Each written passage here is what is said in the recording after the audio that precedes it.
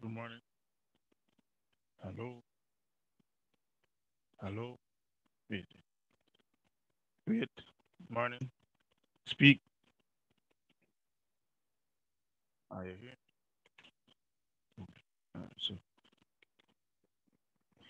that sound not too bad.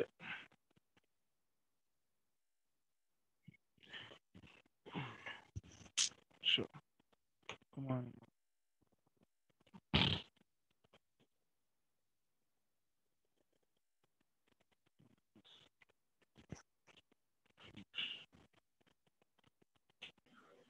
Are you hearing me? Respond somebody, please. Charmaine. Charmaine, you hear me? Charmaine. Hello. Sure. You hear me? You not hear me?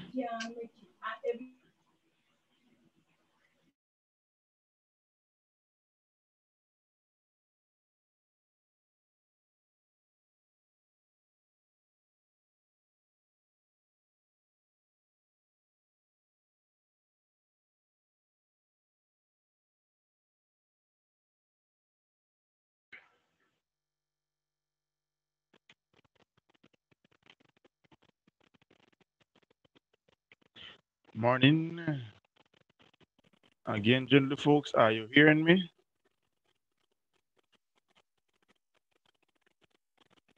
Shasha or Shane?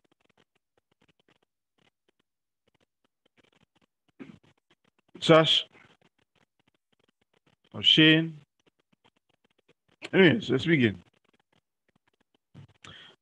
So, Yes, sir. yeah, hear me, right? Sir. Yes, you hear me? Are you hearing me? Would not You hear me now? You hear me, Sash? copy.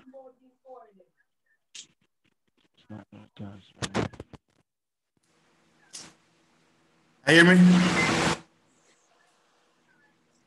Hello? Ah.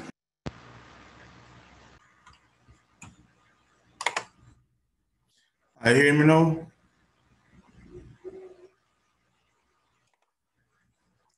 Nobody hearing me?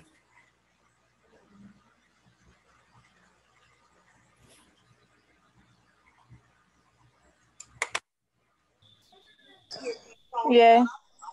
Now hear me? Chantel, you hear me? Please, Yeah. somebody respond, please. Cool. Let's begin now.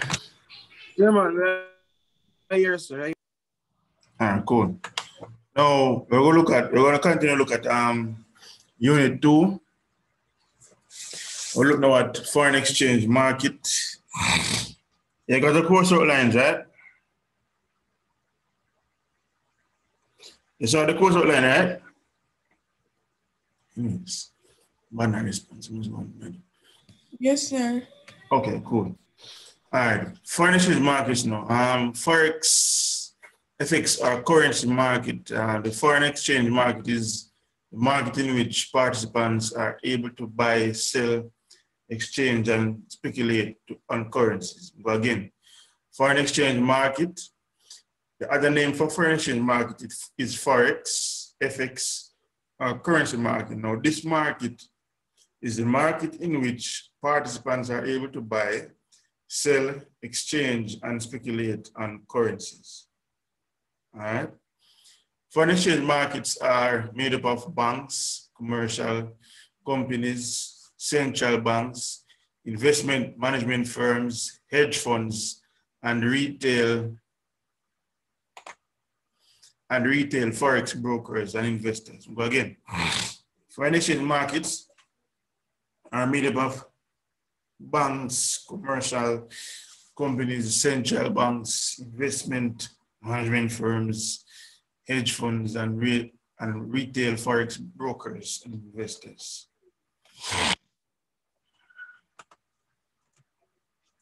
Next, look at euro market now. The term euro market has two distinct meanings. In finance, it is the market for euro currencies. These are all currencies that are held outside their country of issue. But again, the term euro market has two distinct meanings. In finance, it is the market for euro currencies.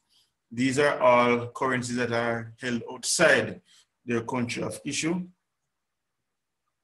In commerce, it refers to the single market of the European Union, right, in which goods and services are freely traded between member countries and which have a common trade policy with non-EU countries, with non-European Union countries. Well, again, in commerce, it refers to the single market of the European Union, in which goods and services are freely traded between member countries and which have a common trade policy with non-European Union countries.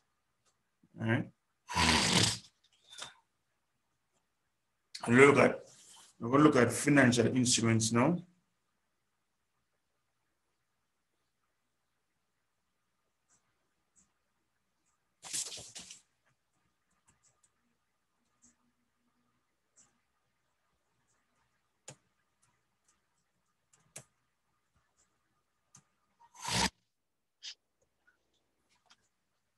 Now, financial instruments are assets that can be traded.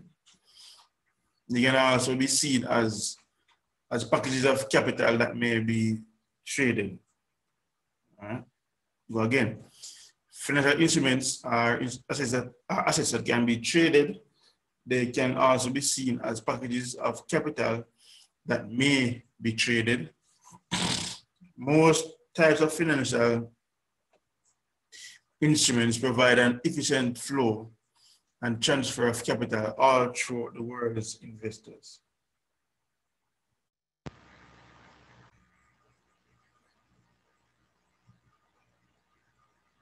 Hello, sorry about that. I'm back again.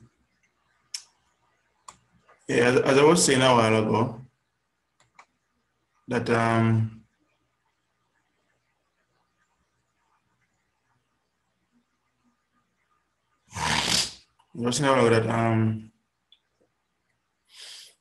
financial instruments are assets that can be traded. They can also be seen as packages of capital that may be traded. Right? Most types of financial instruments provide an efficient flow and transfer of capital all throughout the world's investors. All right. So again, financial instruments are assets that can be traded. They can also be seen as packages of capital that may be traded, right? Most of financial instruments provide an efficient flow and transfer of capital all throughout the world's investors. Now, the first type we look at now is what we call debt. All right? Now, debt is an amount of money borrowed by one party from another. Right? Debt is used by many corporations and individuals as a method of making large purchases that they could not afford under normal circumstances. Meaning, you borrow a loan to buy something. Normally, you couldn't afford it.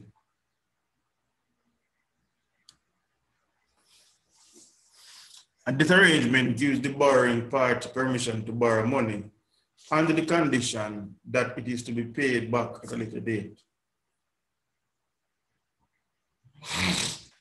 All right. Again, this arrangement gives the borrowing party permission to borrow money under the condition that it is to be paid back at a later date, usually with interest. So debt now is the amount of money borrowed by one party from another, All right, it is used to make large purchases which you couldn't afford under normal circumstances. All right.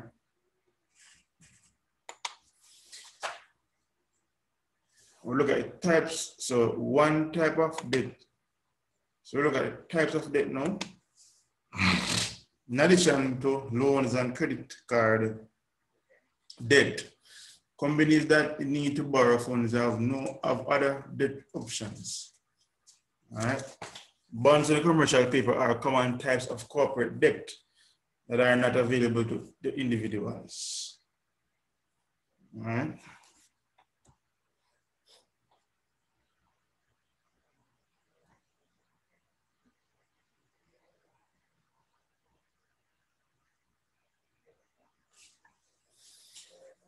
Bonds are a type of debt instrument that allows a company to generate funds by selling the promise of repayment to investors.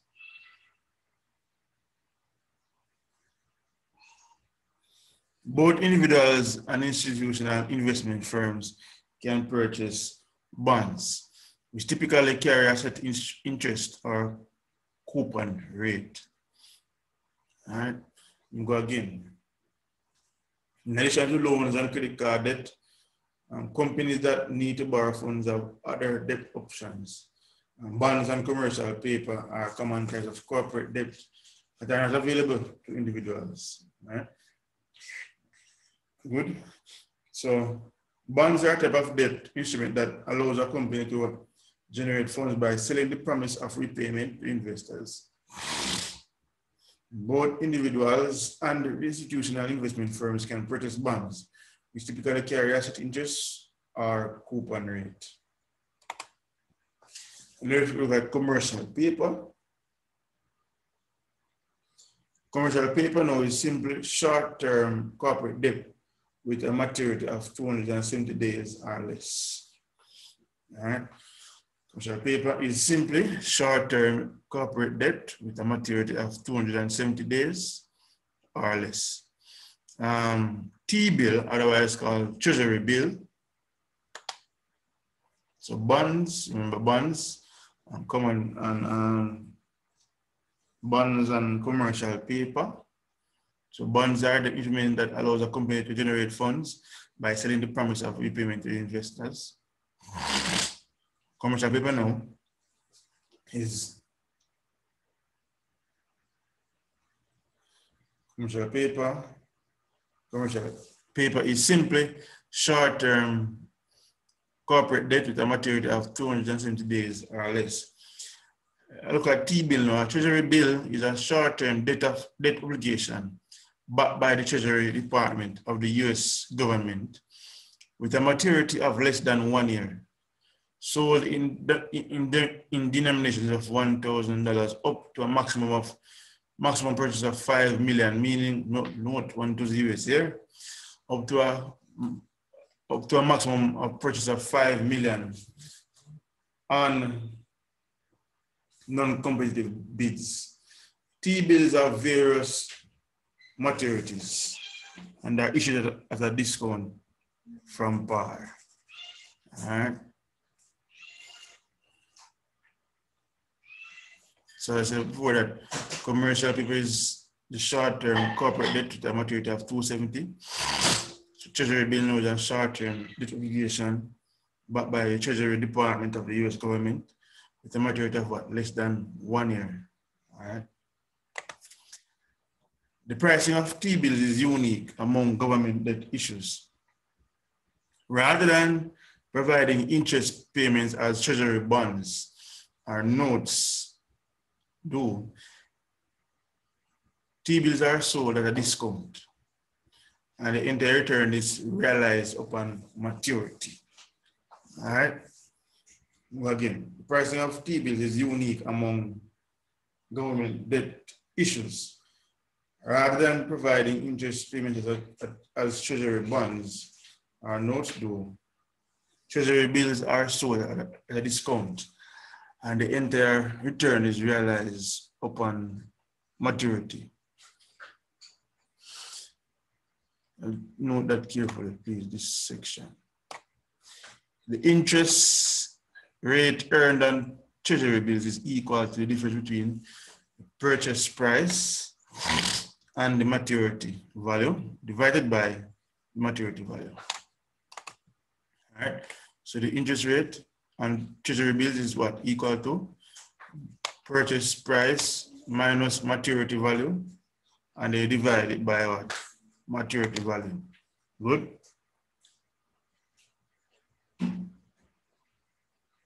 So that's why, so if I ask to calculate the interest rate on treasury bills, you would have subtracted what?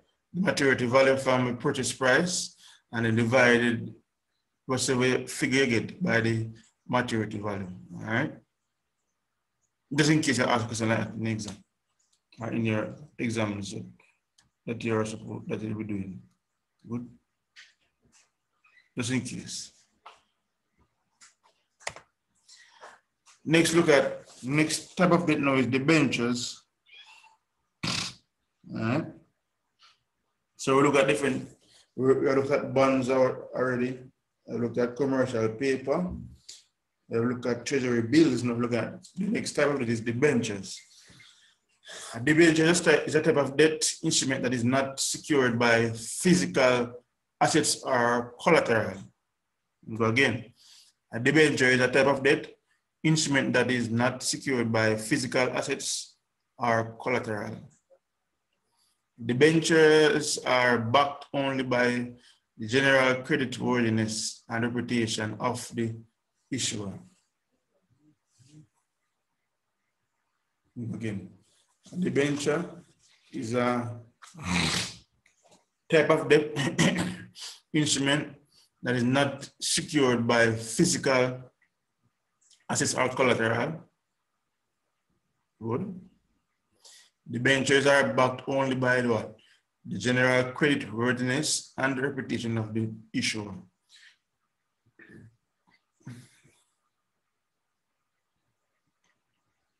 Both corporations and governments frequently issue this type of bond to secure capital. Like other types of bonds, debentures are documented in an indenture. All right.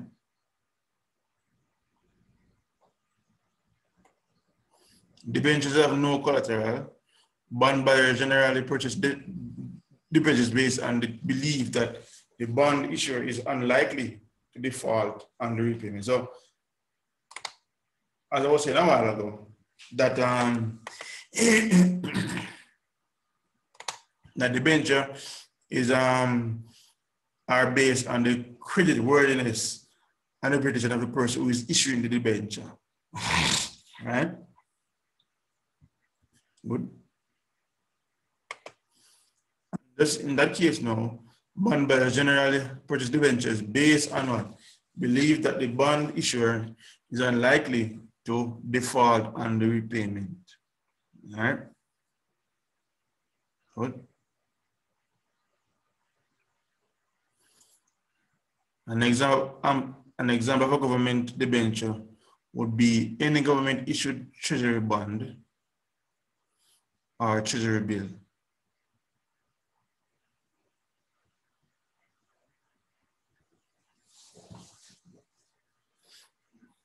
All right.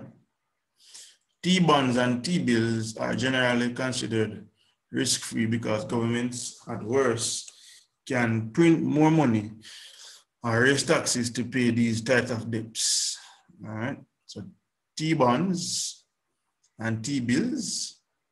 So an example of government debenture would be any government issued treasury bond or treasury bill.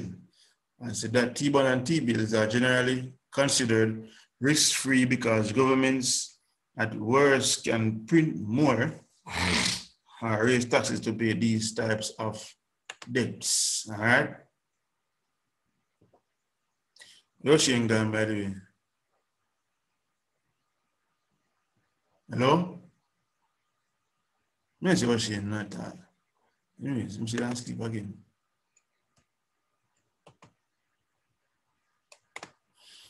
Let's continue now. Next, look at CDs. What are CDs now? See, these are called certificate of deposit. Right? A certificate of deposit now is a saving certificate. And back again. Something again.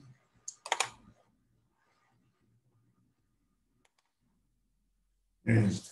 A certificate of deposit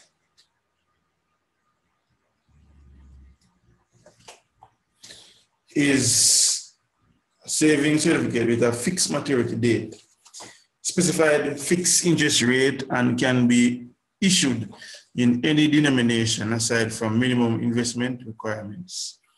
Again, a CD or CDs are called certificate of deposits.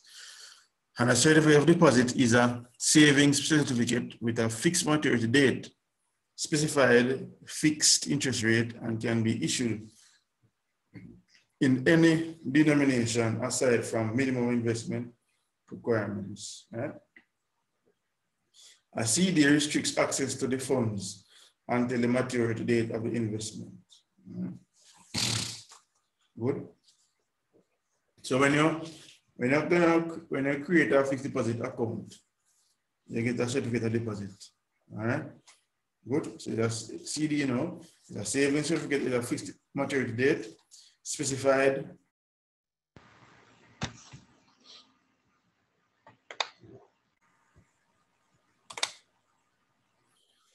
Again, with a few minutes, I jump off. Don't know what happened. Anyway, so life goes still. All right. So I was saying before a while ago that this is done when this is given to you when, if for example you are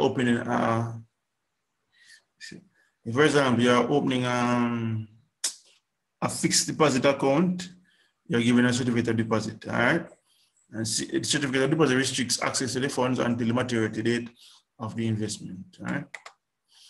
A certificate of deposit is a promissory note issued by a bank. It is a time deposit that restricts holders from withdrawing funds on demand.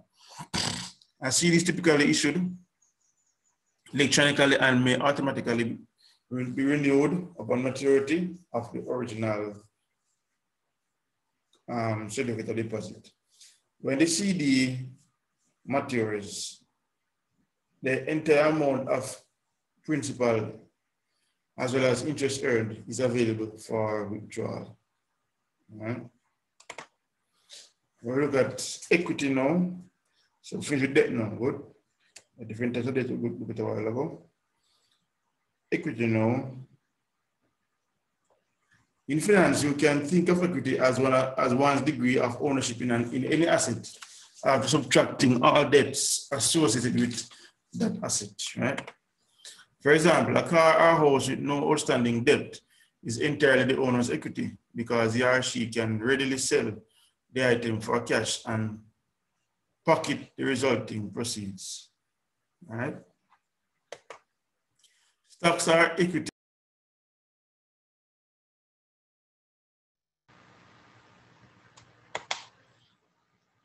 Well, in the folks, I'm back again. Stocks are equity because they represent ownership in a firm. Even though ownership of shares in a public company, really?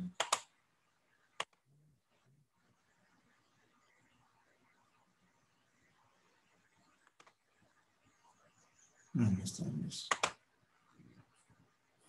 Yeah. All right, so stocks are equity because they represent. Sir, where I read up?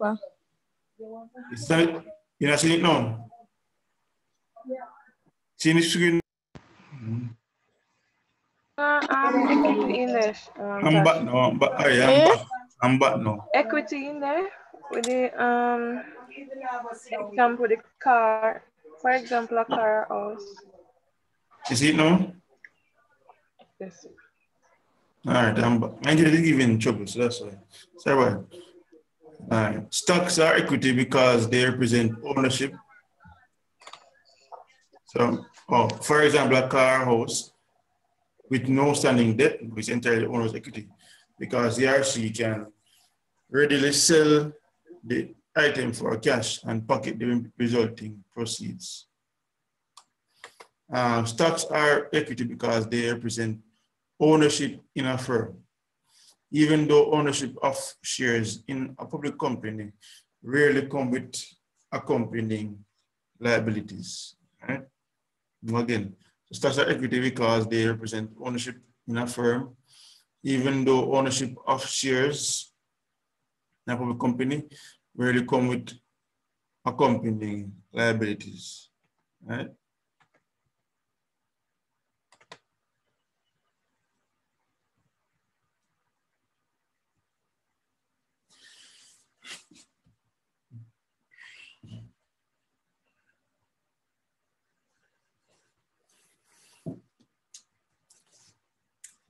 A collateralized debt obligation now, otherwise called CDO, is a structured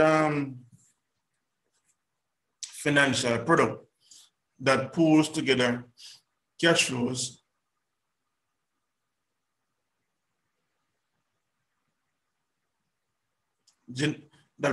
cash flow generating assets. Again, a collateralized debt obligation or a CDO is a structured financial product that pulls together cash flow generating assets and repackages this asset pool into discrete tranches that can be sold to investors.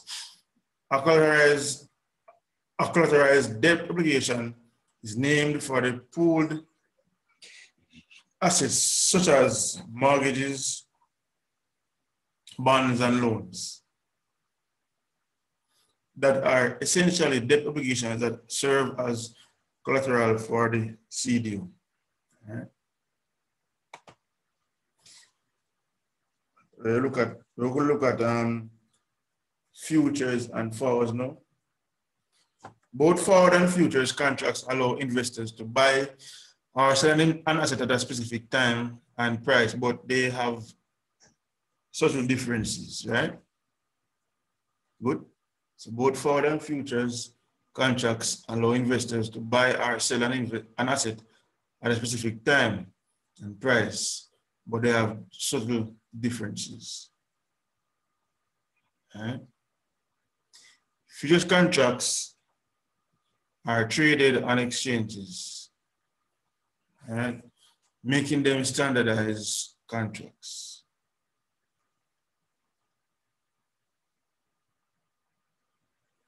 Again, futures contracts are traded on exchanges, making them standardized contracts, right? Futures contracts have clearing houses that guarantee the transactions. Again, futures contracts are traded on exchanges, making them standardized contracts. Futures contracts have clearing houses that guarantee the transactions. All right. So I would say that both forward and futures contracts allow investors to buy or sell an asset at a specific time and price, but they have subtle differences. So futures contracts are traded on exchanges, making them standardized contracts. All right, futures contracts have clearing houses that guarantee the transaction. Futures contracts are marked to market daily, which means their value is determined day by day until the contract ends. All right. Futures contracts can settle over a range of dates. Okay. Forward contracts now are private agreements between two parties to buy and sell an asset at a specified price in the future. There's always a chance, one party in a forward contract may default. Forward contracts are settled on one date at the end of the contract. Right? So so you may ask the question, what's the difference between futures contracts and forward contracts, right? Futures contracts are marked to market daily, which means their value is determined day by day until the end of the contract, right? However, for forward contracts now, two parties then decide on a specified price in the future, right? So is that a day-to-day thing that is based on the price is already determined already. So if it cost the value of the asset even increase tomorrow, the price was in the future or in the future, the price which they set, say they decided to sell the land for $2 million, less than $2 million today. I established a price. I think land value $4 million in the future at the same $2 million. This was a PFE because of the forward contract. All right. I'll establish. Next, look at convertibles now. This is a type of bond that allows its holder to convert the bond into equity, otherwise called stock, in the underlying company. The derivative still has the features of a bond, such as a coupon and a maturity date, but also contains the conversion rate and price in which the bond can be exchanged. So convertibles are what? Types of bond that allows its holder to convert the bond into what? Equity in the underlying company. The derivative still has the features of a bond, such as a coupon and a maturity date, but also contains the what? Conversion rate and the price in which the bond can be exchanged. An equity swap now is an agreement between two parties in which the cash flows from two different assets are exchanged. So again, an equity swap is an agreement between two parties in which the cash flows from two different assets are exchanged. All right? An equity swap is an agreement between two parties in which the cash flows from two different assets are exchanged.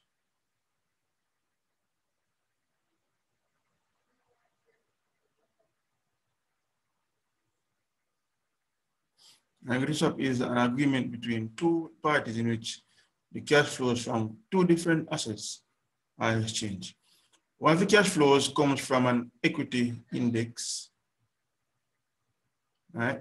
Hence equity swap, such as S&P 500 or FTSE, while the other will be pegged to the return on another stock or index, or even to a fixed or floating rate. When you go advanced stuff, you'll learn these things.